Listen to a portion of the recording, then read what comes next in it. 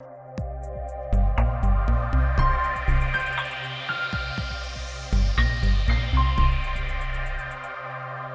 दोस्तों, स्वागत है आप सबका एक बार फिर से कौटिल्य एकेडमी मिशन यूपीएससी में।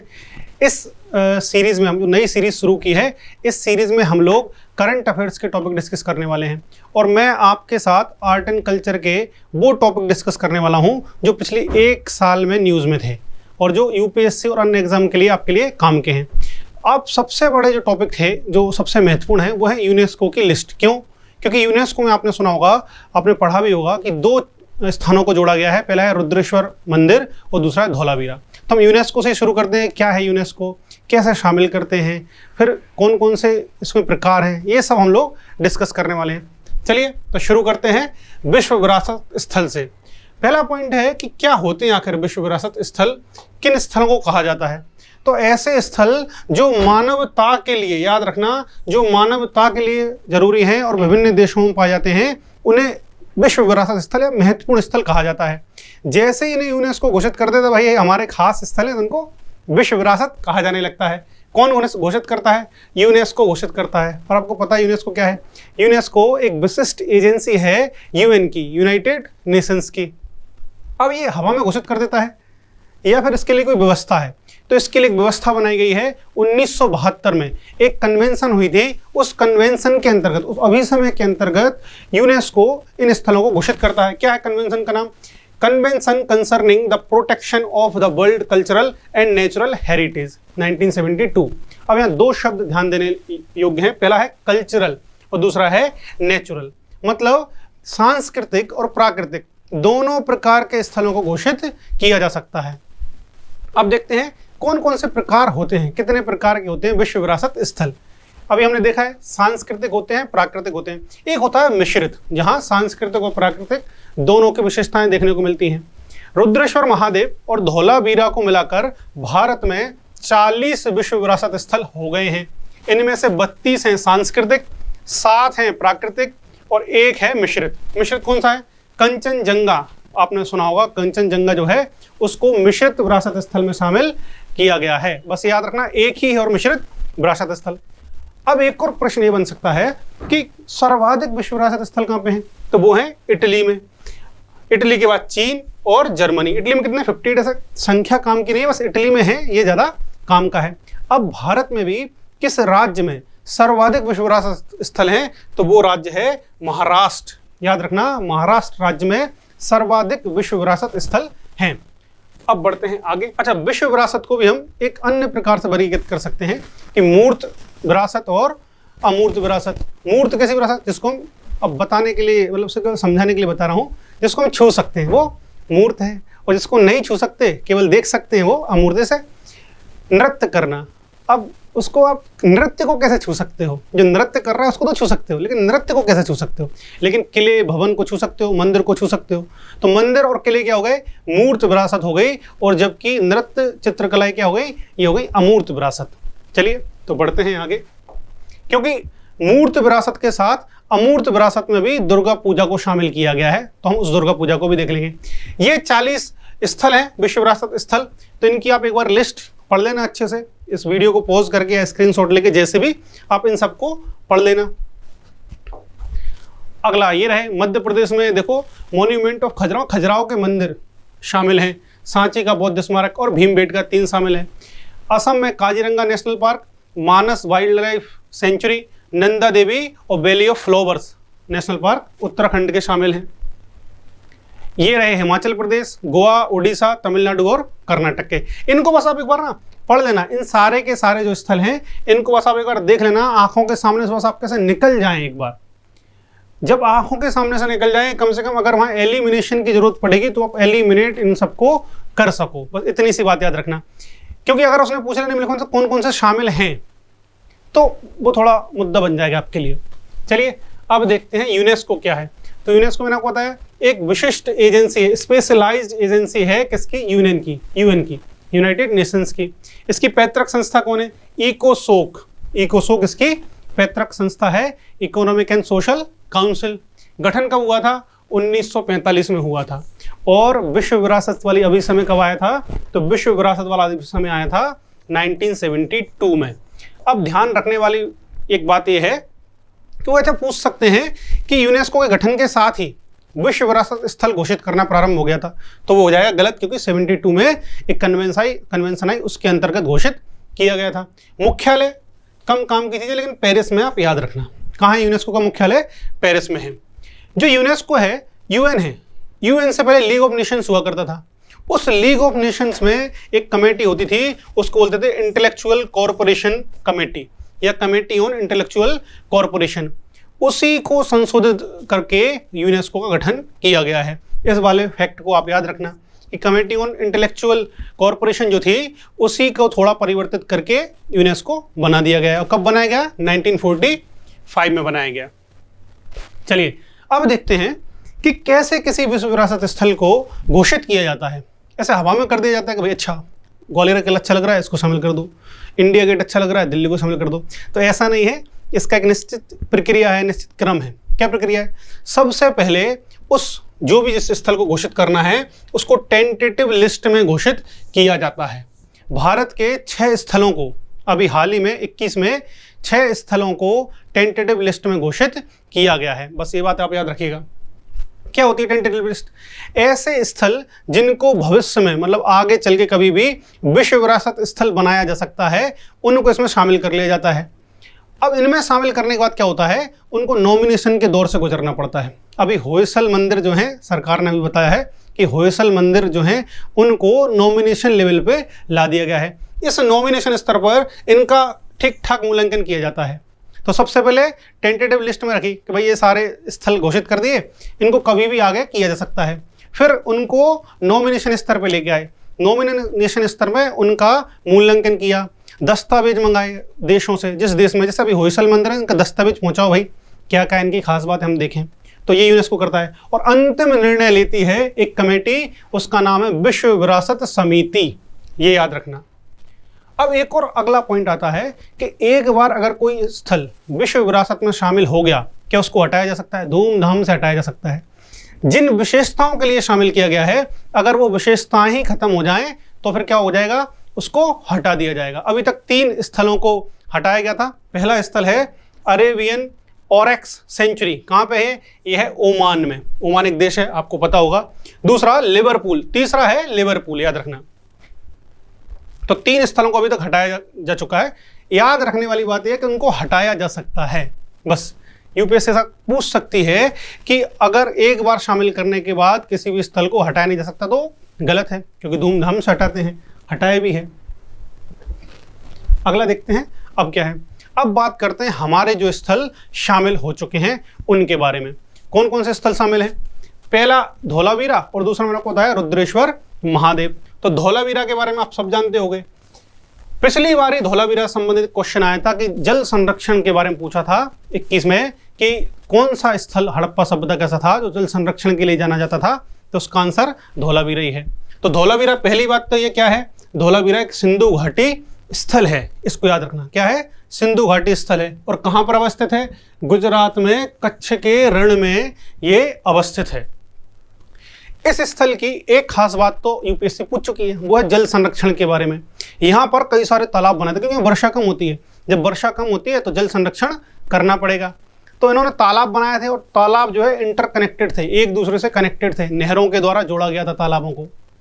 दूसरी इसकी बात है, आपने पढ़ा होगा कि जो हड़प्पा सभ्यता के स्थल थे उनको 2 भागों में बांटा गया था। एक था पश्चिमी भाग और दूसरा था पूर्वी भाग। पश्चिमी भाग में बड़े लोग निवास करते थे, मतलब थोड़ा आलीशान टाइप के लोग। वो दुर्गीकृत भाग था, दीवारों से घिरा हुआ था, अच्छे घर बने हुए थे। और पूर्वी भाग आम जनों का निवास था। लेकिन धौलावीरा की यूनिक बात यह है कि इसमें पूर्वी पश्चिमी भाग के साथ दक्षिणी भाग भी था। ये हड़प्पा का अपवाद स्थल है और केवल यही मिलता है दक्षिणी भाग। ये वाली बात आप याद रखिए। जल संरक्षण हमने बताया आपको। एक हड़प्पा सभ्यता में एक घर है, उस घर पर के द्वार जो है, उसका जो गेट है, उसके ऊपर एक बोर्ड मिला है। उस बोर्ड पर हड़प्पा की लिपि लिखी गई है। और आपको पता है हड़प्पा की लिपि को अभी तक पढ़ा नहीं गया है। याद रखना, हड़प्पा की लिपि को अभी तक पढ़ा नहीं गया है। कैसी लिपि है? भाव चित्रात्मक लिपि है। मतलब इसमें चित्र भी का भी उपयोग किया गया है और अक्षरों का भी उपयोग किया गया है। धौलावीरा के बारे में 2-3 बातें और हैं। वो है खादिर द्वीप पर अवस्थित है। खादिर द्वीप कच्छ के रण में है, वहीं पर धौलावीरा अवस्थित है। यहाँ 9 जो संख्या में 9 अलंकृत द्वार मिले। अलंकृत मतलब गेट बनाए गए हैं, साज मतलब बढ़िया सा सजा दिया गया है गेटों को। कितने गेट हैं? 9। और बलुआ पत्थर का प्रयोग हुआ है धौलावीरा में जो भवन बनाए गए हैं उनके लिए। तो ये थी बात धौलावीरा के बारे में। ये रहा धौलावीरा, इसको देख लो बस एक बार, ताकि ऐसा क्वेश्चन तो आएगा नहीं, लेकिन फिर भी आप देख लो अच्छे से कि धौलावीरा क्या है। अब देखते हैं रुद्रेश्वर महादेव मंदिर के बारे में। पहली बात, कहाँ पर स्थित है? तो ये तेलंगाना में अवस्थित है, बस ये याद रखना है पहला पॉइंट जो है कि रुद्रेश्वर महादेव कहाँ अवस्थित है। दूसरा, इस मंदिर को रामप्पा नाम के मिस्त्री ने बनाया था। मिस्त्री मतलब वास्तुकार ने, अच्छी भाषा में बोले तो मिस्त्री कौन थे? रामप्पा। उन्हीं के नाम पर इस मंदिर को रामप्पा मंदिर भी कहा जाता है। इस मंदिर का जब निर्माण किया गया था तब शासक हुआ करते थे रुद्रदेव। कौन से वंश के थे? काकतीय वंश के या काकतीय वंश के शासक थे रुद्रदेव। आपको अगर याद हो तो 1-2 साल पहले क्वेश्चन पूछा था कि निम्नलिखित में से कौन सा बंदरगाह काकतीय वंश से संबंधित है? बताइए, आपको याद होगा। कब निर्माण हुआ था? 12वीं 13वीं सदी में। ऐसे क्वेश्चन आते हैं, वो एक तो क्रम में जमा नहीं दे देगा कि रुद्रेश्वर महादेव और बाकी 2-3 मंदिर दे देगा कब बना था, या वो खुद ही पूछ लेंगे कि इसका निर्माण 5वीं सदी में हुआ था। तो आपको ये वाली बात याद रखनी है। रुद्रदेव जब शासक थे तो उनके समय में एक व्यक्ति थे रेचारला रुद्र। उन रेचारला रुद्र ने इस रुद्रेश्वर महादेव का निर्माण कराया था, मंदिर का निर्माण कराया था। और मिस्त्री कौन थे? मिस्त्री थे रामप्पा मिस्त्री थे। तो अभी भी जो इस मंदिर में एक तो मेन मंदिर है, उसके आसपास कई छोटे छोटे मंदिर हैं। तो जो मेन मंदिर है उसको रामप्पा मंदिर ही कहा जाता है। कौन सी शैली का इस्तेमाल हुआ है? बेसर शैली का इस्तेमाल हुआ है। अब जिस वंश में बेसर शैली पहुंचती है वो कहलाती है, जैसे होयसलों के यहाँ पहुंचेगी तो होयसल शैली कहलाएगी, और काकतीय के यहाँ पहुंचेगी तो क्या कहलाएगी? काकतीय मंदिर निर्माण शैली कहलाएगी। बलुआ पत्थर का इस्तेमाल हुआ है, क्योंकि एक बार बलुआ पत्थर के बारे में पूछ रहा था, संगमरमर का है बलुआ पत्थर का। तो ज़्यादातर जो मंदिर हैं वो बलुआ पत्थर के से बने हैं। कुछ मंदिर हैं जो बाकी पत्थरों से भी बने हैं, जैसे काला शिष्ट पत्थर देखेंगे, ऐसा एक मंदिर है। किस भगवान को समर्पित है? रुद्रेश्वर। तो नाम से ही समझ में आ रहा है, शिव शंकर भगवान को समर्पित है। और शंकर भगवान की पूजा रामलिंगेश्वर स्वामी के रूप में होती है। ये तो एक बात हो गई। दूसरा, इस मंदिर में वैष्णव चीजें भी मिलती हैं। तो वैष्णव या विष्णु भगवान और सूर्य भगवान भी यहाँ पे दिखाई देते हैं। तो ये वैष्णव और शैव दोनों से संबंधित हो गया, इतना याद रखना। नहीं रुद्रेश्वर देख के केवल शंकर जी लगाओ। शंकर जी की बढ़िया दोस्ती थी विष्णु जी से, तो ऐसा लड़ाई वड़ाई कम ही हुई है उन दोनों की। ये रहा रुद्रेश्वर मंदिर जो हम बात कर रहे थे, बलुआ पत्थर से मिलकर बना है। इस फोटो के देख के 2-3 चीजें आप देख सकते हो। पहला, ये जो मंदिर बना है वो चबूतरे पे बना है। चबूतरे पे मंदिर बनाने का जो विशेषता है वो नागर शैली की है। और आपको पता है जो बेसर शैली है वो नागर शैली और बेसर शैली के मिश्रण से बनी है। बेसर शैली की खुद की एक विशेषता है, वो है तारकीय मंदिर बनाना। मतलब स्टार, जो तारा रहता है, तारा, उस तारे के शेप का मंदिर बनाता है। तारा कैसा होता है? आप लोग बनाते हो ना तारे ऐसे, तो ऐसे स्टार शेप में मंदिर बनाना। तो ये जो चबूतरे बने हैं ये स्टार शेप में बने हैं। और क्या पता चलता है? ये इतना कितना सारा अलंकरण किया गया है, देखो डिजाइन डाली गई है। तो बस याद रखना है कि इस मंदिर में बाहर की तरफ, बाहर ही दिख रहा है भी तुमको बस, तो बाहर की तरफ खूब सारा अलंकरण भी किया गया है। अगला पॉइंट देखते हैं कि और क्या क्या इसकी विशेषता है। इस मंदिर का निर्माण ऐसी ईंटों से किया गया है जो तैरती हैं पानी में। मतलब जादू है, सोचो, चमत्कार। चमत्कार से ज़्यादा वहाँ कला थी। ये भारत की कला है कि उसका निर्माण ऐसी ईंटों से किया गया है जो तैरती हैं, और उन ईंटों को क्या बोला जाता है? झरझरा ईंटें। मार्को पोलो आपने सुना होगा। मार्को पोलो एक व्यक्ति था, उसने भी इस मंदिर का वर्णन किया है। ये बात आप ध्यान रखना। ये हमने देखी लिया है कि अधिष्ठान या चबूतरे पे बना है, तारे की आकृति का है। इस मंदिर में जो शिखर बना है वो विमान शैली में बना है। विमान शिखर जो बनते हैं वो द्रविड़ शैली में बनते हैं। मंदिर निर्माण की द्रविड़ शैली में विमान बनते हैं। लेकिन ये बेसर शैली में, हम जानते ही हैं कि बेसर शैली नागर और द्रविड़ का मिश्रण है, तो यहाँ विमान देखने को मिलता है। परकोटा मतलब मंदिर के चारों ओर दीवार अवस्थित है। और क्या है? शिखर की आकृति कैसी है? विमान रूपी है। विमान रूपी बोले तो ये देखो, ऐसी रहेगी मंदिर की आकृति। मंदिर के शिखर की आकृति ऐसी रहेगी। और नागर शैली में कैसी रहती है? नागर शैली में ऐसे शिखर बनाए जाते हैं। अब एकदम वैसे तो नहीं बन रहा, लेकिन एडजस्ट कर लेना। ये मंदिर कहा जाता है कि भूकंप रोधी पदार्थों से भी मिलकर भी बना हुआ है, तो ये वाली बात भी आप याद रखना। इस मंदिर में जो मुख्य मंदिर मैं बता चुका हूँ, रामप्पा मंदिर उसका नाम है, और कई छोटे छोटे मंदिर इसके परिसर में बनाए गए हैं। तो ये बात चल रही है रुद्रेश्वर मंदिर की। शिल्पकार या मिस्त्री जो हैं वो रामप्पा हैं, तो मुख्य मंदिर को रामप्पा कहा जाता है। अभी यूपीएससी ने कुछ टाइम पहले क्वेश्चन पूछा था कि 4-5 नाम दिए थे, और किन किन में भित्ति चित्र पाए जाते हैं। भित्ति चित्र का मतलब, भित्ति मतलब दीवार, चित्र मतलब चित्र, फोटो, तो दीवार पर चित्र बनाने की कला को कहा जाता है भित्ति चित्र। तो यहाँ की दीवारों पर भी चित्र बनाए गए हैं। नृत्य करती हुई मूर्तियों का उल्लेख किया गया, मतलब जो दीवारें हैं, अभी हमने देखा अलंकरण है, इन अलंकरण में नृत्य करती हुई मूर्तियां दर्शाई गई हैं। सोचो, पत्थर से बनाए गए हैं, उन पत्थर को इतना बारीकी से काटा गया है कि स्पष्ट रूप से आपको समझ में आ गया कि मूर्तियां नृत्य कर रही हैं। अगला पॉइंट क्या है? अगला पॉइंट है स्तंभ। देखे थे हम लोगों ने, बाहर जो स्तंभ लगे थे, जो पिलर थे, वो बहुत अलंकृत थे। त्रिकुलटम, इस शब्द को भी आप याद रखोगे। अब देखते हैं अगला, टेंटेटिव लिस्ट। मैं आपको बता ही चुका था, टेंटेटिव लिस्ट का मतलब है यूनेस्को की ऐसी सूची जिसमें भविष्य में शामिल होने वाले, जो भविष्य में शामिल होंगे विश्व विरासत स्थल में, उनको शामिल किया जाता है। अभी भारत के 6 स्थलों को इसमें शामिल किया गया है, 6 स्थलों को। होयसल जो मंदिर थे उनको अभी इस लिस्ट से, टेंटेटिव लिस्ट से निकालकर नॉमिनेशन स्तर पर, नॉमिनेशन लेवल पे लेके आए हैं। होयसल मंदिरों को देखो 2014 में शामिल किया गया था, और अब जाके 2022 में उनको कहाँ लेके आए हैं? 2022 में जाके उनको लेके आए हैं कि अब इनको नॉमिनेशन किया जाएगा। ये हालत है। तो ऐसा कोई निश्चित समय नहीं है कि कब करेंगे, याद रखना इस बात को, कि 1 साल में करेंगे, 6 महीने में करेंगे, ऐसा टाइम नहीं है। चलिए, अब वो 6 स्थल कौन कौन से हैं उनके बारे में एक बार देख लेते हैं। तो 2 स्थल हैं मध्य प्रदेश के, पहला है भेड़ाघाट और दूसरा है सतपुड़ा टाइगर रिजर्व। अभी एक टाइगर रिजर्व अभी भी फेमस है, अभी उसको 52वां टाइगर रिजर्व का दर्जा दिया गया है, वो है रामगढ़ विषधारी टाइगर रिजर्व। कहाँ पे है? राजस्थान में। इसका आप ध्यान रखिएगा कि राजस्थान में है। दूसरा वाराणसी के घाट, तो वाराणसी आप सबको पता है यूपी में है। कांचीपुरम के मंदिर, ये मंदिर तमिलनाडु में है, और कांचीपुरम का कैलाशनाथ मंदिर बहुत प्रसिद्ध है, जो पल्लव शासक नरसिंह वर्मन द्वितीय ने बनवाया है। और किस शैली में बना है? द्रविड़ शैली की, पल्लव शैली की उपशैली है राजसिंह उपशैली, उसमें बनाया गया कौन सा? कांची का कैलाशनाथ मंदिर। हायर बेकल एक कर्नाटक में अवस्थित है, और इस स्थल को, जो ये स्थल है, ये स्थल एक पुरातात्विक स्थल है कर्नाटक का। अगला है मराठा सैन्य स्थापत्य। सैन्य स्थापत्य क्या होता है? किले बना लिए भाई, सुरक्षा के लिए भी बनाए हैं, और तोपें लगा दी तो गोले दागने के लिए भी बनाए हैं। तो किले बनाए, उनको बोलते हैं सैन्य स्थल। आपको पता होगा कोलाबा किला, शिवनेरी का किला, ये सब किले मराठा सैन्य स्थापत्य थे। तो इन सबको कहाँ में शामिल किया गया है? इन सबको शामिल किया गया टेंटेटिव लिस्ट में। अब एक एक के बारे में थोड़ा थोड़ा देख लेते हैं, 2-3 कोई भी फैक्ट अगर खास हैं। जो भेड़ाघाट है ये नर्मदा नदी पर अवस्थित है, बस पहली बात ये है। दूसरी बात बता ही चुका हूँ कि दोनों कहाँ पे हैं, ये दोनों एमपी में हैं, भेड़ाघाट और सतपुड़ा टाइगर रिजर्व। तो किस नदी पर अवस्थित है? नर्मदा नदी पर अवस्थित है। यहीं पर लमेटा घाट भी है।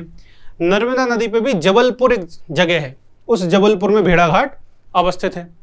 यहाँ पर गॉर्ज मिलता है, और इस गॉर्ज को भारत का ग्रैंड कैनियन कहा जाता है। भेड़ाघाट, लमेटा घाट जो है, वहाँ पे गॉर्ज अवस्थित है, उस गॉर्ज को भारत का ग्रैंड कैनियन कहा जाता है। इस भेड़ाघाट की खास बात यह है कि यहाँ पे संगमरमर की चट्टानें मिलती हैं, और यहाँ धुआंधार जलप्रपात है उसी गॉर्ज पर। कौन सा जलप्रपात? धुआंधार जलप्रपात। तो नदी का नाम जरूर याद रखिएगा। भेड़ाघाट लमेटा घाट किस नदी पे है? तो नर्मदा नदी पर अवस्थित है, और कहाँ पे है? मध्य प्रदेश में अवस्थित है। दूसरा, Satpura tiger reserve. Satpura tiger reserve Hoshangabad एक जिला है मध्य प्रदेश में, वहां पर अवस्थित है। ये tiger reserve Pachmarhi biosphere reserve जो है, पचमढ़ी बायोस्फीयर रिजर्व उसका भाग है। इसी पचमढ़ी बायोस्फीयर रिजर्व में एक बोरी घाट अभ्यारण्य है, बोरी घाट सेंचुरी, वो भी अवस्थित है। इस जो सतपुड़ा टाइगर रिजर्व है, इसके उत्तर में नर्मदा और दक्षिण में ताप्ती नदी का प्रवाह है। भारत के जो कुल बाघ हैं, टाइगर हैं, उनका 17%, टोटल 17% इसी सतपुड़ा टाइगर रिजर्व में अवस्थित है। सोचो 17% टाइगर कहाँ है, यहाँ सतपुड़ा टाइगर रिजर्व में अवस्थित हैं। हायर बेकल महापाषाण स्थल है, मैंने बताया था महापाषाण स्थल है। महापाषाण स्थल क्या होते हैं? ऐसे स्थल जहाँ जो समाधियां बनी हैं उनको बड़े बड़े पत्थरों से ढक दिया गया है, उस स्थल को बोला जाता है महापाषाण स्थल। प्राग ऐतिहासिक चित्रकला मिलती है, ये याद रखना है, क्या मिलती है? प्राग ऐतिहासिक चित्रकला यहाँ देखने को मिलती है। भीमबेटका जो है वो भी प्रसिद्ध है, भीमबेटका कि वो भी प्राग ऐतिहासिक चित्रकला के लिए प्रसिद्ध है। जब हम चित्रकला के करंट के टॉपिक देखेंगे तब थोड़ा सा इसके बारे में डिस्कस कर लेंगे। लोह युगीन संस्कृति है ये अनिवार्यता। देखो बस इसी बात को याद रखना, साउथ की जो संस्कृतियां है ना वो लोह युगीन है। तो लोह युगीन संस्कृति के दर्शन होते हैं कहाँ पे? हायर बेकल नामक एक स्थल है, महापाषाण स्थल, वहां पर। अगला देखते हैं मराठा स्थापत्य। मैंने आपको बताया था किले विले रहते हैं जो सैन्य स्थापत्य है उसके बारे में। दो किले के बारे में आप याद रखना, एक है शिवनेरी का किला, दूसरा है कोलाबा का किला। कोलाबा का किला तो नौसैनिक अड्डा हुआ करता था। अलीबाग का किला भी नाम से भी इसको जाना जाता है। वाराणसी जो है, देखो जैसे हम वाराणसी के बारे में सुनते हैं हमको लगता है कि भागवत या हिंदू धर्म से संबंधित है, तो ऐसा नहीं, सभी धर्मों के संगम वाली भूमि है। जैन तीर्थंकर पार्श्वनाथ, उनका संबंध भी यहाँ से है। सिख गुरु गुरु नानक जो थे प्रथम गुरु, उनका यहाँ भ्रमण हुआ था। इसके अलावा बौद्ध धर्म में प्रथम उपदेश जो बुद्ध का था वो सारनाथ में हुआ था, जिसको क्या बोलते हैं? धर्म चक्र प्रवर्तन। तो वो भी कहाँ पे है? वाराणसी में अवस्थित है। इसके अलावा मुस्लिम और भी धर्म है, मुस्लिम धर्म भी यहाँ संबंधित है, मस्जिद हैं कई सारी। तो वाराणसी सभी धर्मों का संगम है, बस इस बात को आप याद रखना। कहाँ पे है? यूपी में है। ये तो खैर बहुत बड़ा टास्क नहीं है वाराणसी का पता लगाना। अगला छठवां स्थल है, लास्ट है जो टेंटेटिव लिस्ट में शामिल हुआ है, वो है कांचीपुरम। क्या है भाई कांचीपुरम? कांचीपुरम तमिलनाडु में एक जगह है, यहाँ पर पल्लवों के द्वारा मंदिर बनवाए गए हैं। कांचीपुरम एक टाइम तक पल्लवों की राजधानी भी रही है, तो ध्यान रखना कैपिटल ऑफ पल्लव डायनेस्टी रही है। द्रविड़ शैली में यहाँ मंदिर बनाए गए हैं, ये अनिवार्य बात है, इसको ध्यान ही रखना है कि यहाँ द्रविड़ शैली के मंदिर मिलते हैं। साउथ में या तमिलनाडु में, तो बहुत बड़ी बात नहीं, याद रखना। साड़ी बहुत फेमस है कांचीपुरम की, क्वेश्चन आ भी चुका है साड़ियों को लेकर। कौन कौन से मंदिर हैं? कैलाशनाथ मंदिर हम डिस्कस कर चुके हैं, उलगलंदा पेरुमल मंदिर भी यहीं अवस्थित है, और पंचभूत मंदिर है। पंचभूत मंदिर की खास बात यह है कि कृष्णदेव राय, विजयनगर के शासक कृष्णदेव राय ने ये मंदिर बनवाया था। अब पॉइंट ये है, कभी ऐसा क्वेश्चन आ जाए कांचीपुरम का संबंध केवल पल्लवों से है तो ये गलत हो जाएगा। तो वहां मंदिर कृष्णदेव राय ने भी बनवाए हैं, अन्य वंश के शासकों के द्वारा भी वहां मंदिर बनवाए गए हैं। अब एक टॉपिक रह गया है होयसल वंश वाला, तो उसको हम आगे देख लेंगे। होयसल मंदिर वाला जिनको शामिल किया गया है, पहले हम ये वाली बात देख लेते हैं कि अमूर्त विरासत कौन कौन सी हैं, क्योंकि दुर्गा पूजा को अमूर्त विरासत में शामिल किया गया है। अमूर्त विरासत में बता चुका हूं, जिनको आप देख तो सको लेकिन छू नहीं सको। ज़्यादा मतलब भावों में नहीं खोना है, यही रहना है, हम पढ़ ही रहे हैं कि छू नहीं सकते लेकिन देख सकते हैं, उसको क्या बोलते हैं? अमूर्त विरासत। कई सारी अमूर्त विरासतें जो हैं वो शामिल हुई हैं कहाँ पे? यूनेस्को के द्वारा उनकी लिस्ट में। अब प्रश्न ये है कि ये यूनेस्को की लिस्ट में कब शुरू हुई? पहली बात तो क्या 1972 में शुरू हुई या उससे पहले शुरू हुई? ऐसे क्वेश्चन बन सकते हैं। फिर कौन कौन सी विरासतें हैं जिनको भारत की, जिनको यूनेस्को ने शामिल किया है, तो देख लेते हैं। अच्छा, एक बात ये याद रखो कि ये जो अमूर्त विरासत स्थल जो हैं, उन अमूर्त विरासत स्थल के लिए दो सूची हैं। दोबारा से मैं बोलता हूँ, यूनेस्को में दो सूची हैं, पहली मूर्त विरासत और अमूर्त विरासत। अमूर्त विरासत के अंदर भी दो सूचियां हैं, ये याद रखना, दो उप सूची मान लो। पहली उप सूची है कि मानवता के लिए आवश्यक विरासत की सूची, जो ह्यूमैनिटी के लिए आवश्यक हैं उनको यहाँ शामिल किया जाता है। और दूसरी अमूर्त विरासत की उप सूची है, उसमें ऐसी विरासत को शामिल किया जाता है जिनको सुरक्षा के लिए तत्काल आवश्यकता है। तो तत्काल सुरक्षा की आवश्यकता वाली विरासत की सूची, ये याद रखना। इसको कब शुरू किया गया था? अमूर्त विरासत की सूची को 2008 में शुरू किया गया था। एक अभिसमय, एक कन्वेंशन हुआ था, उस समय भी 2003 में कन्वेंशन हुआ था। उस कन्वेंशन के अनुसार 2008 में अमूर्त विरासत की सूची को अंतः स्थापित किया गया था। कन्वेंशन का क्या नाम था? अमूर्त सांस्कृतिक विरासत की सुरक्षा के लिए अभिसमय। इस अभिसमय में दो उपसूचियां बनाई हैं, वो हमने देख ली हैं। सर्वाधिक अमूर्त विरासत किस इस लिस्ट में, जो यूनेस्को की लिस्ट है उसमें सर्वाधिक अमूर्त विरासत किस देश की ओर से शामिल की गई है, तो वो देश है चीन। जबकि मूर्त विरासत की सूची में चीन दूसरे नंबर पर है और इटली पहले नंबर पर है। अब देखते हैं कौन घोषणा करता है। उसकी घोषणा करती थी विश्व की जो यूनेस्को की जो विश्व विरासत समिति रहती थी वो, और इसकी घोषणा करती है इंटर गवर्नमेंटल कमेटी, अंतर सरकारी कमेटी। क्या क्या आधार हैं, किन किन आधार पर कैसे हम मान लें कि अमूर्त विरासत इसको शामिल किया जाना चाहिए। तो यूनेस्को ने कुछ आधार बनाए हैं, वो देखो कौन कौन से आधार हैं। पहला है जीवित हो, मतलब जीवंत हो। अगर हम कहें कि हड़प्पा काल में हमारी अमूर्त विरासत थी, हम पता नहीं कौन सी है लेकिन थी, अब उसको शामिल करो। यूनेस्को वाले कहेंगे भाई पगला गए क्या, जाओ आगरा जाओ, काके जाओ, वहाँ जाओ, यहाँ क्यों आए हो भाई। क्यों? क्योंकि जो उसके बारे में तुमको पता ही नहीं है, जो जीवित है इसको क्या शामिल करना, या आपके पास साक्ष्य भी हो वहाँ तो थी लेकिन अब नहीं है, तो उसको शामिल नहीं किया जाएगा। जीवंत होना चाहिए, समावेशी होना चाहिए। समावेशी का मतलब आप जानते हो, प्रतिनिधि होना चाहिए, मतलब वो किसी संस्कृति का प्रतिनिधित्व करना चाहिए। ऐसा नहीं कि वो प्रतिनिधित्व कर ही नहीं रही है, आपको शामिल कर लिया है। अगला सामुदायिक होना चाहिए, इसका मतलब है कोई व्यक्तिगत नहीं होना चाहिए। मुझ में कोई विशेषता है, या आजकल टिकटॉक वाले जो लोग हैं उनमें तो गजब ही विशेषता रहती है। कोई भयंकर बढ़िया तरह रो लेता है, कोई बहुत अच्छे अच्छे जंप लगा लेता है, वो कहे कि मैं बहुत अच्छा रोता हूँ अब मेरे को शामिल करो, तो मना कर देंगे भाई तेरा रोने तेरे पास रख। जब ये रोना विशिष्ट हो जाएगा, पूरे समुदाय का हो जाएगा, तब इस पर हम विचार कर सकते हैं। तो सामुदायिक होना चाहिए। अगला यूनिक होना चाहिए या विशिष्ट होना चाहिए। ऐसा नहीं कि फसल काट रहे हैं भाई, हम फसल काटते हैं हमको शामिल कर लो, अमूर्त विरासत है हमारी, नहीं बिल्कुल नहीं करेंगे। लेकिन अगर आप कहो कि हम डांस करते हुए फसल को काटते हैं, अब शामिल करोगे क्या, तो विचार किया जा सकता है। तो वो कैसी होनी चाहिए, यूनिक होनी चाहिए। देखो डांस तो सब करते हैं, लेकिन जैसे ही डांस में यूनिकनेस आती है वो यूनिक हो जाता है और सारी समुदाय से जुड़ जाता है, तो अब वो लायक हो जाता है किसके, अमूर्त विरासत बनने के। ये याद रखिएगा आप लोग। तो ये रहे थे आधार। अब एक बार अमूर्त विरासत की सूची देख लेते हैं कि अमूर्त विरासत में कौन कौन शामिल है। तो जल्दी से देखते हैं। सबसे पहले आपको पता है 2008 में शुरू हुई थी। 2008 में ही 3 चीजों को शामिल किया गया था। पहला है कुटियाट्टम, दूसरा है वैदिक मंत्रोच्चार और तीसरा है रामलीला। अगला देखो 2009 में रमण को शामिल किया गया। रमण कहाँ संबंधित है, रमण है यूके से संबंधित। यूके मतलब वो इंग्लैंड वाला नहीं, अपना उत्तराखंड है।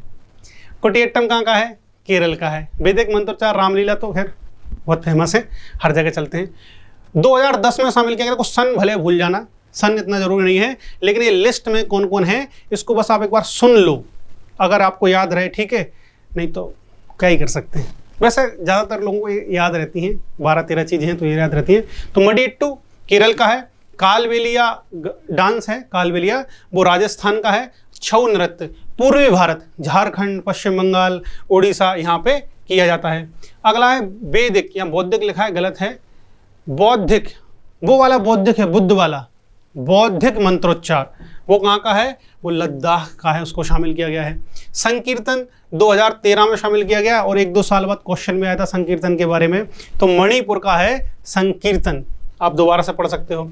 2014 में जांडियाल गुरु के ठटेरे और कांस के बर्तन को शामिल किया गया था। इसके बाद नौरोज और योग, नौरोज त्योहार को शामिल किया गया। नौरोज आपको पता है पारसी त्योहार है, और योग आपको पता है, योग एक दर्शन है भारत में जिसका प्रारंभ पतंजलि के द्वारा किया गया था। योग का मतलब होता है जोड़ना, मतलब तन मन को आपस में जोड़ने वाली क्रियाओं को योग कहा जाता है। 2017 में शामिल किया गया था कुंभ के मेले को। कुंभ का मेला पता है आपको, 4 जगहों पर आयोजित किया जाता है। ये बात आप अच्छे तरीके से जानते होंगे। कौन कौन सी 4 जगह हैं वो, ये आप लोग देखना, मैं बता ही देता हूँ क्या देखना। हरिद्वार, प्रयागराज, नासिक और उज्जैन। हरिद्वार और प्रयागराज में क्या है, गंगा नदी का प्रवाह है। हरिद्वार में तो गंगा नदी पहली बार मैदानों में उतरती है पहाड़ों से। प्रयागराज में संगम है गंगा यमुना और एक पौराणिक नदी है सरस्वती उसका। उज्जैन में शिप्रा नदी है, बस इसका याद रखना, क्योंकि जो लोग मध्य प्रदेश से संबंधित नहीं है वो याद नहीं रख पाते, नर्मदा समझते हैं, तो नर्मदा नहीं है, वो शिप्रा नदी है। अगला बचता है नासिक, तो वहाँ से गोदावरी नदी का उद्गम भी है, तो गोदावरी नदी के किनारे होता है। कुंभ के मेले में होता क्या है, एक स्नान की व्यवस्था है, स्नान करते हैं पवित्र स्नान के रूप में, ठीक है। 2021 में शामिल किया गया दुर्गा पूजा को। दुर्गा पूजा कलकत्ता की बहुत, बंगाल की बहुत फेमस है। यहाँ कभी व्हाइट हाउस वाला पंडाल बनाते हैं, कभी प्लेन बना देते हैं, तो बढ़िया पंडाल बनाते हैं, खूब जोर शोर से पूजा करते हैं। तो दुर्गा पूजा को 2021 में शामिल किया गया है। लेटेस्ट कौन सी है? दुर्गा पूजा है 2021 की, और 2008 में तीन कुटियाट्टम, वैदिक मंत्रोच्चार और रामलीला। इसमें से अगर आ सकता है तो एक बात ये आ सकती है कौन कौन शामिल है, कौन कौन नहीं है, या फिर कौन कौन किस राज्य से संबंधित है, या उनके बारे में थोड़ा बहुत पूछा जा सकता है, तो आप याद रखिए। चलिए बढ़ते हैं। अब यूनेस्को ये तो चला ही रही है, इसके अलावा कई और योजनाएं चलाती है। उन योजनाओं को क्यों पढ़ें? क्योंकि अभी ग्वालियर को और ओरछा को, ये दोनों भी मध्य प्रदेश में अवस्थित हैं, इनको ऐतिहासिक शहरी भूदृश्य परियोजना में शामिल किया गया है। हिस्टोरिकल अर्बन लैंडस्केप प्रोजेक्ट के अंतर्गत शामिल किया गया है। क्या भाई है, क्या प्रोजेक्ट है? मैं आपको बता ही चुका हूँ यूनेस्को का है। और ये भी देख लो कि इनको 2011 में शामिल किया गया है। इसके अंतर्गत किसी शहर को शामिल किया जाता है और उसकी कुछ विशेषताएं होती हैं, तभी उनको शामिल इसमें किया जाता है। तो कौन कौन से शहर शामिल किए गए हैं? 2 शहर हैं, पहला है ग्वालियर और दूसरा है ओरछा। ग्वालियर जो है उसका संबंध बहुत पुराना शहर, काफी पुराना, तोमरों से संबंध है। तोमर वंश, सिंधियाओं को तो सब जानते होंगे, सिंधिया वंश और कच्छप घाट वंश। पिछली बार कच्छप घाट से क्वेश्चन आया था।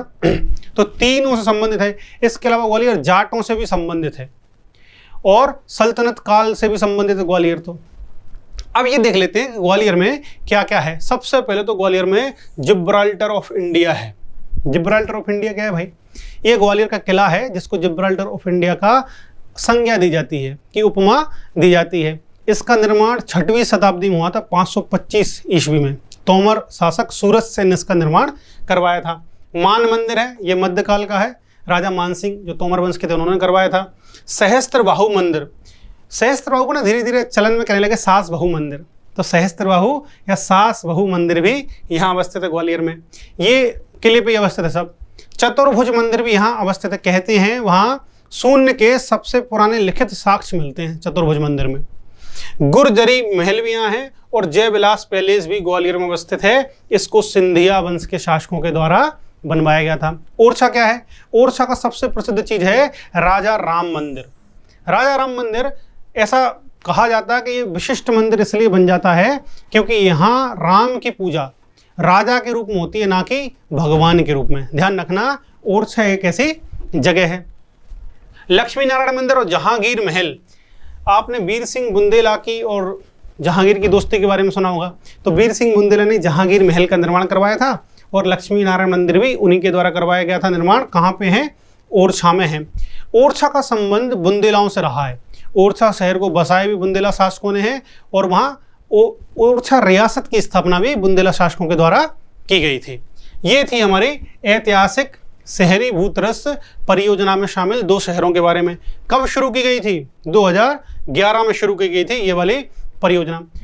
एक और लिस्ट है, वो है क्रिएटिव सिटी लिस्ट। ये भी किसने शुरू की थी? ये भी शुरू की यूनेस्को ने। और कब शुरू की? ये शुरू की गई थी 2004 में। देखो सन है तो टफ, लेकिन ये उतने खास नहीं है, उनके सन जरूर याद रखना, मूर्त विरासत और अमूर्त विरासत के। तो 2004 में शामिल की गई थी। इसके कई सारे आधार हैं और 7 आधार कहने गिन के 7 आधार हैं। कौन कौन से आधार पर किसी शहर को क्रिएटिव सिटी लिस्ट में घोषित किया जाता है? तो उसमें है साहित्य, कुछ विशिष्ट साहित्य, उनकी साहित्यिक पहचान हो, बढ़िया गाना गाते हो, संगीत म्यूजिक से संबंधित है, फिल्म, अच्छी फिल्में चल रही हैं, तो मुंबई फिल्म के लिए जाना जाता है, फिल्म सिटी कहा जाता है। तो फिल्म, शिल्प कला, कुछ अच्छी सी शिल्प भाव पर उपस्थित हो तो उसको शामिल किया जाएगा। पाक कला, गैस्ट्रोनॉमी के आधार पर भी शामिल किया जाता है।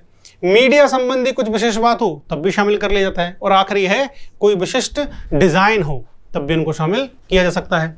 भारत के लगभग 6 शहरों को अभी तक शामिल किया जा चुका है 2021 में। ये भी देखो करंट में ही हैं, जो जितने टॉपिक पढ़ रहे हैं हम ये करंट के ही पढ़ रहे हैं। ग्वालियर ओरछा को भी शामिल किया गया 21 में और इनको भी 21 में शामिल किया गया है। तो श्रीनगर जो है उसको 2021 में शामिल कर लिया गया है। और किस आधार पर किया गया है? शिल्प कला और लोक कला के आधार पर। शिल्प और लोक कला के आधार पर, इसी को शिल्प कला प्लस लोक कला इसका पूरा नाम है। सबसे पहले शामिल किया गया था जयपुर को और वाराणसी को। जयपुर को क्यों शामिल किया गया था? शिल्प और लोक कला के आधार पर, जबकि वाराणसी को संगीत के आधार पर शामिल किया गया था। कब शामिल किया गया था? 2015 में, जबकि ये प्रारंभ कब हुई थी? 2004 में लिस्ट, याद रखिएगा। और शहर देख लेते हैं कौन कौन से हैं। मुंबई फिल्म के आधार पर ही शामिल किया जाएगा, मैंने बताया था, फिल्म सिटी है वो। हैदराबाद गैस्ट्रोनॉमी, पाक कला के आधार पर, और चेन्नई संगीत। तो संगीत वाले 2 हैं और शिल्प वाले भी 2 स्थल शामिल हैं। चलिए अब बढ़ते हैं आगे। अब देखते हैं यूनेस्को और भी कई पहले चला रहा है, मतलब कई सारे इनिशिएटिव यूनेस्को के द्वारा चलाए जा रहे हैं। पहला है मैन एंड बायोस्फीयर रिजर्व। इसके अंतर्गत क्या होता है, जो बायोस्फीयर हैं उनको राष्ट्रीय महत्व का घोषित किया जाता है। अभी हमने पढ़ा पचमढ़ी बायोस्फीयर रिजर्व, वो इसके अंतर्गत शामिल है। किसके अंतर्गत? मैन एंड बायोस्फीयर रिजर्व के अंतर्गत। दूसरा विश्व धरोहर कार्यक्रम, ये हम देख चुके हैं। ग्लोबल जियो पार्क नेटवर्क, ये भी यूनेस्को की एक योजना है। क्रिएटिव सिटी नेटवर्क, ये भी हम देख चुके हैं। अभी एक और हम देख चुके थे, जो ऐतिहासिक शहरी भूदृश्य परियोजना, वो भी थी। और एक लास्ट है Atlas of the world language in danger. ऐसी भाषाएं जो खतरे में हैं उनके लिए भी एक एटलस यूनेस्को द्वारा चलाई जाती है। तो कभी ऐसा पूछ लें यूनेस्को की निम्नलिखित में से कौन सी योजना यूनेस्को की है, तो इनको आप याद रख सकते हो। और इनके अलावा जो 6वीं है वो भूदृश्य परियोजना वाली है, लैंडस्केप प्रोजेक्ट है। अब मैंने आपको बताया था कि जो टेंटेटिव लिस्ट में होयसल मंदिर थे, ये शामिल किए गए थे 2014 में, और इनको अब नॉमिनेशन लेवल पे लाया गया है, इनको नॉमिनेट किया गया है। भारत सरकार ने वाली बात बताई है। तो अब होयसल मंदिर को देख लेते हैं कि क्या खास बात है होयसल मंदिर की। पहली बात तो होयसल मंदिर किस शैली में बनाए गए हैं, तो ये बेसर शैली में बनाए गए हैं। अगर ये बेसर शैली में बनाए गए हैं तो इसमें पहली बात तो याद रखना है कि तारकीय, जो स्टार शेप्ड, जो तारे के आकार का चबूतरा रहता है, मंदिर रहता है, वो इसमें जरूर मिलेगा। मैंने आपको भी बताया था कि अभी बताई है कि बेसर शैली की कई उपशैली हैं, उसमें से एक काकतीय शैली और एक होयसल शैली भी उसका उदाहरण है। चलिए, जैन और हिंदू टेम्पल यहाँ पे मिलते हैं। जैन धर्म और हिंदू धर्म से संबंधित मंदिर होयसल शैली में हमको मिलते हैं। कब निर्माण हुआ था, तो 11वीं से 14वीं शताब्दी के बीच, मतलब मध्यकाल में इनका निर्माण हुआ था। बहुत ज़्यादा प्राचीन नहीं है, मतलब 1000 साल पहले की बात है। ये देखो, एक रहा नमूना होयसल मंदिर का। चलिए बढ़ते हैं आगे। तो होयसल शैली की विशेषताएं देख लेते हैं जल्दी से, कौन कौन सी विशेषताएं हैं। मुख्य स्तंभ वाले कब्र, नहीं कब्र तो मंदिर में हो ही नहीं सकती, मुख्य स्तंभ वाले कमरे हैं, इसको गोली मार दो। मुख्य स्तंभ वाले कमरे के चारों ओर समूह में मंदिर बनाए जाते हैं। मतलब एक मुख्य मंदिर होगा और उसके, ये रहा मुख्य मंदिर और उसके आसपास भी मंदिर बनाए जाएंगे। ये होयसल शैली की विशेषता है। दूसरा, तारे की योजना मैंने बताया था, तारे के आकार का चबूतरा होता है, उसके ऊपर मंदिर बनाए जाते हैं। कौन से पत्थर का इस्तेमाल हुआ है, तो सोप स्टोन का इस्तेमाल हुआ है, जिसको सैल खड़ी पत्थर भी बोला जाता है। एक क्या रहता है, अपेक्षाकृत मुलायम। मुलायम का मतलब नहीं जेली जैसे उसको दबा दो तुम, ऐसा नहीं है। मुलायम का मतलब पत्थर ही रहता है, लेकिन अपेक्षाकृत थोड़ा मुलायम रहता है। अब जब मुलायम होगा तो इस पर आसानी से देवी देवताओं की मूर्तियों को उकारा जा सकेगा। तो होयसल जो मंदिर हैं, उन मंदिरों पर कई सारी मूर्तियों को दीवारों पर उकेरा गया है। मतलब मुलायम है तो आराम से काट छांट सकते हैं, पत्थर अगर कठोर होगा तो काटने छांटने में परेशानी होगी। अब जब उकेर रहे हैं तो इन मूर्तियों की पहचान है कि मूर्तियां आभूषण पहनी हैं। और आभूषण ऐसा नहीं कि माला पहना दी, नहीं, इस माला को बहुत डिजाइनदार बनाया गया है। और माला भी उसी पत्थर की, इस पत्थर की मूर्ति बनाई गई है। जैसे उनको अगर माला बनानी है तो माला ऐसी बनेगी। ये तो मैं अपने हिसाब से बना रहा हूँ कि इतनी जटिल, मतलब बढ़िया सी सुंदर माला बनाएंगे, ऐसी माला बनाते थे, एकदम बेहतरीन माला अलंकरण के साथ। किस मंदिर की मूर्ति की खास बात है, होयसल मंदिर की मूर्तियों की ये खास बात है, अलंकृत माला पहने रहते हैं, आभूषण पहने रहते हैं। अब देखते हैं होयसल मंदिर, देख लेते हैं कौन कौन से मंदिर होयसल शैली के अंतर्गत शामिल हैं। तो पहला सबसे प्रमुख मंदिर है होयसलेश्वर मंदिर। जिस शैली है उसी का नाम आ गया कि होयसलेश्वर मंदिर शैली का नाम है। कब निर्माण हुआ था होयसलेश्वर मंदिर का, 12वीं शताब्दी में। 12वीं शताब्दी का मतलब पता क्या है, मतलब 1101 से 1200 तक की, 1101 से 1199 तक हो गई। जैसे ही 1200 आएगी तो 12वीं शताब्दी प्रारंभ हो जाएगी। इसको काला, एक काला लिखा हुआ है, काला सिस्ट, काले कलर के सिस्ट पत्थर से बनाया गया है इस मंदिर को। ये इसकी खास बात हो गई कि अभी तक हम पढ़ते आए बलुआ पत्थर बलुआ पत्थर, और इसका निर्माण कैसे हुआ है? काले कलर के शिष्ट पत्थर से हुआ है। कहाँ पे अवस्थित है? अवस्थित देख लो हेलीवेड। कहाँ हेलीवेड? कर्नाटक में है, ये बात भी आप याद रखिएगा। तो होयसलेश्वर मंदिर कहाँ पे है? हेलीवेड में है। और हेलीवेड कहाँ पे है? कर्नाटक में। आपको पता होगा कि हेलीवेड जो थी ना, वो होयसल वंश की राजधानी हुआ करती थी।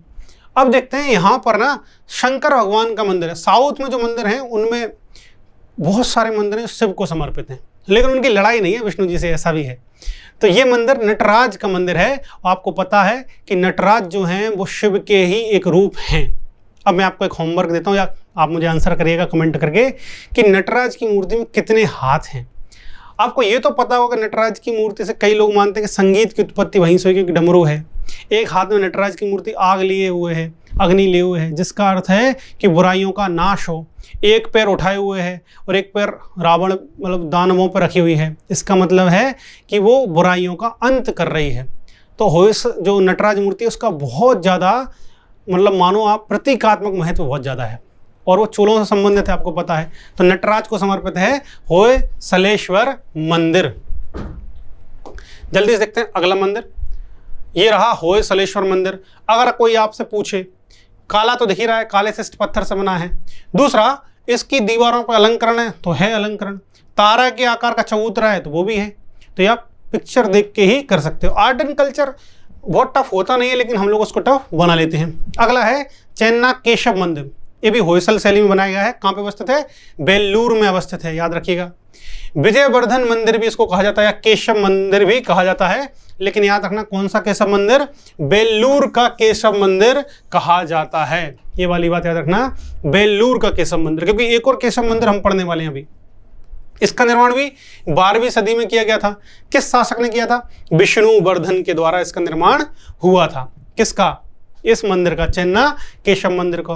ये जो मंदिर है वो विष्णु भगवान को समर्पित है। अभी हमने होयसल मंदिर देखा था, वो नटराज के रूप में शिव को समर्पित है, और ये मंदिर किसको समर्पित है? ये विष्णु वैष्णव धर्म से संबंधित है। तो अगर आपसे पूछें कि होयसल मंदिर वैष्णव धर्म से संबंधित है और चेन्ना केशव शिव को समर्पित है, तो गलत है। क्यों? क्योंकि मैंने ये बात उल्टी बोली है। यूपीएससी यही गेम खेलता है, पूछेगा ऐसे ही, बस शब्दों का हेरफेर कर देगा। तो आप एक बार देख लेना कि अगर उसने कंपैरिजन किया है, तो जो कंपैरिजन किया है, क्या आप उसको पहचानते हो जिससे कंपैरिजन किया है? अगर आप पहचानते हो उसको, आसानी से आप पता लगा सकते हो। कई बार ऐसा गेम खेलते हैं वो लोग एग्जाम में, के दूसरा बना देंगे। ये रहा चेन्ना केशव मंदिर। ये भी देखो बढ़िया से अलंकृत है, खूब डिजाइनदार बना हुआ है, चबूतरे पे बनाया हुआ है। अगला देखो केशव मंदिर। इस मंदिर को बनाया था सोमनाथ के द्वारा। सोमनाथ एक दंड नायक था होयसलों का, तो सोमनाथ दंड नायक के द्वारा बनाया गया था। कब बनाया गया था? 13वीं शताब्दी में। जो मंदिरों का क्रम पूछते हैं वो ऐसा नहीं पूछते कि भैया 2022 में बना है, 2021 दे दें, ऐसा नहीं देंगे। या आपको ऑप्शन ऐसा नहीं देंगे 1236, 1238, ऐसा नहीं देंगे। आपको सदियों का अंतर मिलेगा, 12वीं सदी, 13वीं सदी। और फिर को पूछ लिया तो क्या ही कर सकते हैं, वहाँ पूछते ऐसे जनरली नहीं है। और हम अपवाद की तैयारी नहीं कर रहे, हम कर रहे हैं सामान्य क्वेश्चनों की तैयारी। अपवाद तो फिर क्या ही कर सकते हैं। तो सोमनाथपुर में ये मंदिर अवस्थित है। कौन सा? केशव मंदिर। तो सोमनाथपुर का केशव मंदिर और बेल्लूर का चेन्ना केशव या केशव मंदिर, इसमें अंतर करना आप लोग। कावेरी नदी के तट पर है। देखो जो बड़ी नदियां हैं उनके तट पर अगर कोई मतलब कम महत्वपूर्ण मंदिर भी है जिसके बारे में लोग कम जानते हैं, तो वो भी अपने आप खास हो जाता है। तो कावेरी नदी का मंदिर का नाम याद रखना। त्रिकूट, ये भी वैष्णव धर्म से संबंधित है। क्यों? क्योंकि कृष्ण भगवान को समर्पित है। इस मंदिर को त्रिकूट मंदिर कहा जाता है। क्यों कहा जाता है? क्योंकि कृष्ण की 3 रूपों में पूजा होती है। ठीक है, कृष्ण की कितने रूपों में होती है? 3 रूपों में, इसलिए त्रिकूट भी कहा जाता है। ये रहा केशव मंदिर। कितना डिजाइनदार बनाया गया, आप देखो चारों तरफ भवन बना हुआ है, दीवारें बनी हुई हैं, परकोटा बना हुआ है इस मंदिर के चारों ओर, और मंदिर को एकदम डिजाइनदार बनाया गया है। जाली लगी गई है, झरोखा बोलते हैं कई लोग इनको। तो ये वाली बात आप याद रखिएगा। केशव मंदिर, सोमनाथपुर का केशव मंदिर। इसको हम ना आज के लिए हम इतना ही करते हैं। आज हमने जितने भी मंदिर, ऐसे मंदिर जो यूनेस्को से संबंधित थे, उनको पढ़ लिया है। कल बाकी मंदिर और अगली क्लास में बाकी जितने मंदिर बचे हैं वो, और इसके अलावा जो भी बाकी टॉपिक चित्रकला के, नृत्य के हैं उनसे शुरू करेंगे। चलिए तो फिर मिलते हैं कल, तब तक के लिए सत श्री अकाल, bye bye, tata, see you.